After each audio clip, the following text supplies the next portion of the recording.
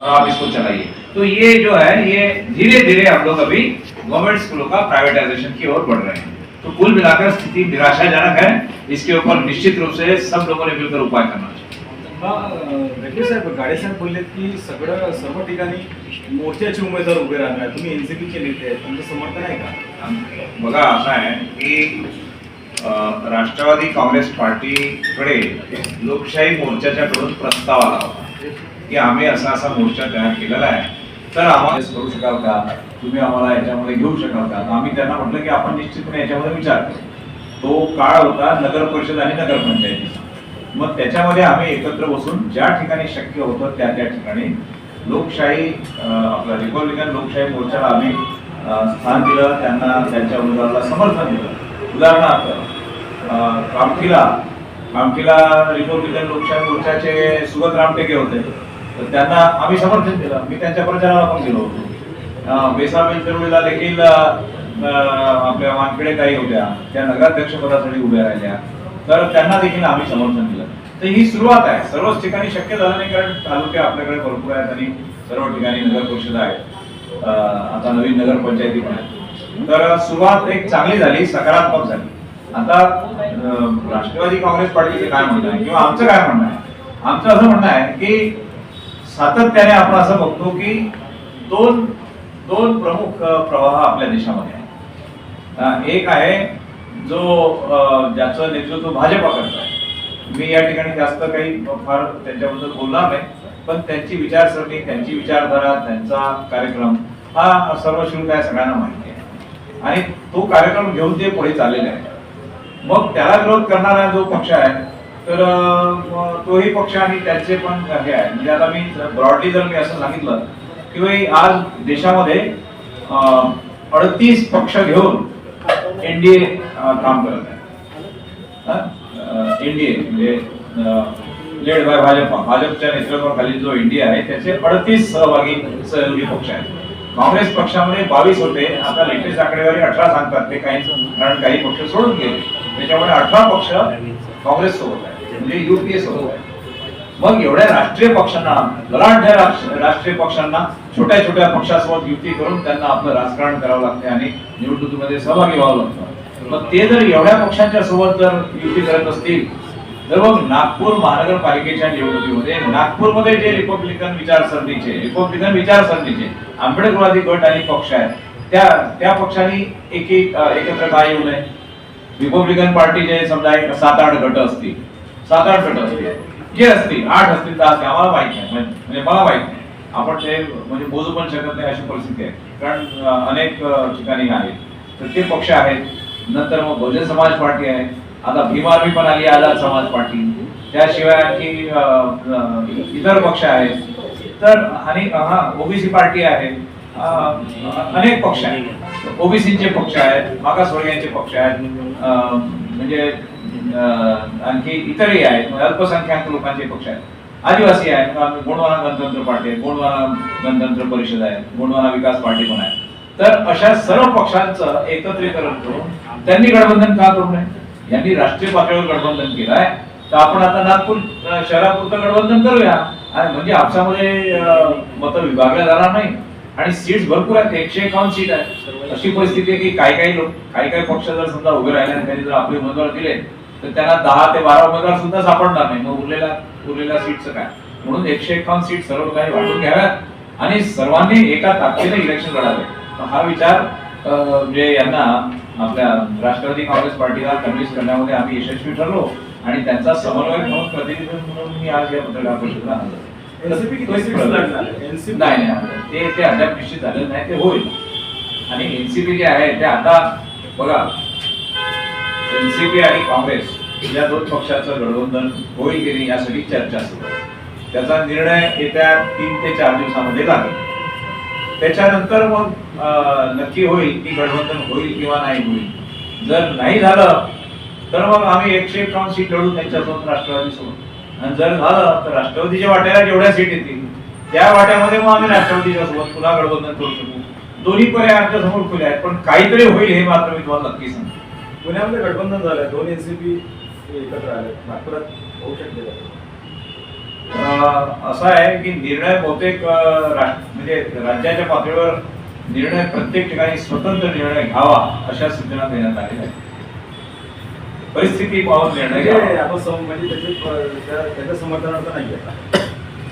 नाही असं नाही म्हणत मी, पण माझं असं म्हणणं आहे की बा नेतृत्वाकडून अशा सूचना आहेत की प्रत्येक ठिकाणी जी परिस्थिती असेल ती पाहून त्याप्रमाणे आपण निर्णय घ्यावा.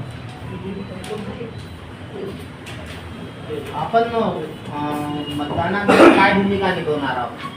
म्हणजे नगरसेवक निवडून आणणार आहोत की फक्त वोट काढणार आहोत? वोट काढणे हा शब्द आमच्यासाठी का वापरतात? हा आमच्यासाठी अपमानास्पद शब्द आहे. आम्ही काय वोट काढण्यासाठी आहोत का? आम्ही निवडून येण्यासाठी आहोत. वोट काढणे म्हणजे या निवडणुकीमध्ये वोट काढण्यासाठी अशा प्रकारचं सांगतो. तर मग बाकी लोकांना ते लागू आहे. याच्या बघा, भारतीय जनता पार्टी 4थ्या नंबरला होती तेव्हा आपण वोट काढण्यासाठी उभ्यात का असं त्यांना म्हटलं का? नाही, असे आरोप लागतात बाकी पक्षांकडून की फक्त वोट काढण्याकरता बाकी पक्ष आरोप करणं फार सोपं आहे. आरोप करणं फार सोपं आहे. आमच्यासाठी तो थोडासा हानिकारक आहे ना. उभाटासोबत गठबंधन होऊ शकते का? काय नेमकं काय सुरू आहे का संवाद? राष्ट्रवादी काँग्रेस पक्षातर्फे तर सुरू आहे, कारण ते महाविकास आघाडीमध्ये वाटा राष्ट्रवादी आणि काँग्रेस हे 3 प्रमुख घटक नाही, स्थानिक पातळीवरचे नेते काही या संदर्भात पुढाकार घेण्यात तुमच्याकडनं काय असं आहे बोलणं? नाही. आमच्याकडनं आमच्या नेत्यांनी जे सांगितलं ते मी तुम्हाला सांगितलं की चर्चा सुरू आहे आणि गठबंधन होण्याची शक्यता आहे या 3 पक्षात.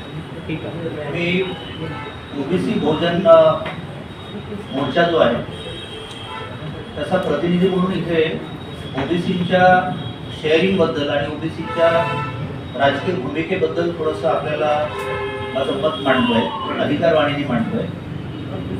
ओबीसी जनमोर्चा हे आमचं सामाजिक संघटन आहे आणि ओबीसी बहुजन मोर्चा हा आमचा राजकीय मंच आहे. आणि यात थोडंसं एवढ्याच आमचं रजिस्ट्रेशन झाल्यामुळं नगरपंचायत आणि नगर परिषदांच्या इलेक्शनमध्ये फारसं आम्हाला इन्व्हॉल्व होता आलं नाही. काही प्रमाणात आम्ही समर्थन दिले, एक कॅन्डिडेट आम्ही उभे केले.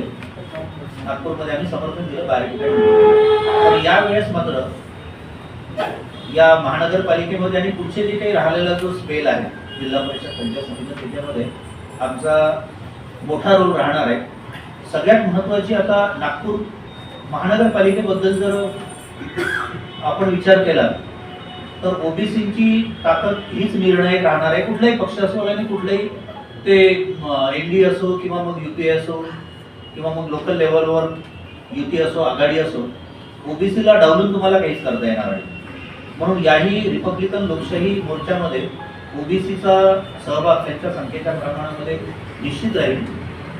आता प्रश्न असा आहे की चंद्रपूर आणि नागपूर, कारण हा मुद्दा राहणार आहे चर्चेला आणि आपणही तो विचारात घेतला पाहिजे की जर इलेक्शन कमिशन जर म्हणताय किंवा सुप्रीम कोर्ट म्हणताय की 50% वर आरक्षणाची मर्यादा जाता कामा नये आणि ते लक्षात घेता जर चंद्रपूर आणि नागपूर या 2 महानगरपालिकांमध्ये 50% वर ओबीसीचं आरक्षण केलेलं आहे, तशाही परिस्थितीमध्ये महाराष्ट्राच्या निवडणूक आयोगाने जर हा निर्णय घेतला की सगळ्या 27 सोबतच मग या दोन्ही आणि 29 महानगरपालिकांचं इलेक्शन डिक्लेअर करून टाकलं.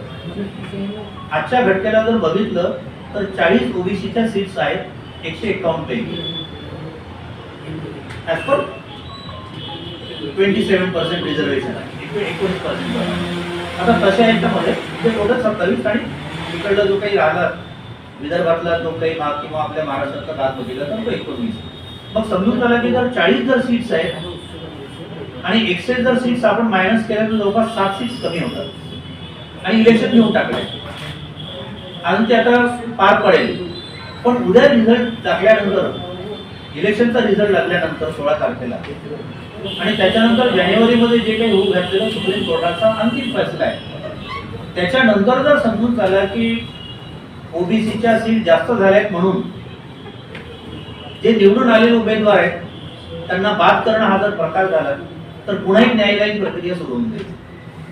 दुसरी गोष्ट आहे की जो झालेला खर्च असेल, शेवटी तो शासनाचा खर्च आहे, तो उमेदवाराचा खर्च आहे. म्हणजे पुन्हा या नागपूर आणि चंद्रपूरमध्ये रिइलेक्शन होणं बाय इलेक्शन होणंही क्रमप्राप्त आहे. माझं म्हणणं एक आहे, आपल्या सगळ्या पत्रकार बंधूंच्या माध्यमातून शासनाला आणि त्यातल्या निवडणूक आयोगाला, शासन हात वर करतील, परंतु निवडणूक आयोगाला विचारणं आहे की जर तुम्हाला आजच्या घटनेला जर इलेक्शन डिक्लेअर करायचं होतं तर त्याच्या आधी जे काही इथे आपण आरक्षण प्रणाली नोंदवली आणि जे आपण आरक्षण काढलं ते कुठल्याही स्टेजवर तुम्हाला पुन्हा आरक्षण करता आलं असतं. म्हणजे कोर्टामध्ये पुन्हा तो उमेदवार निवडून आल्यानंतर तो जाणार किंवा शासन जाणार आयोगाच्या विरोधात, तर ही प्रक्रिया टाळता आली असती. म्हणजे पुन्हा एक टांगती तलवार या निवडणुकींवर, खास करून चंद्रपूर आणि नागपूर महानगरपालिकेच्या या निवडणुकीवर निवडणूक आयोगाच्या चुकीमुळे झालेली आहे असं मला वाटतं. ठीक आहे सर, ओके. ओके ना आपण काही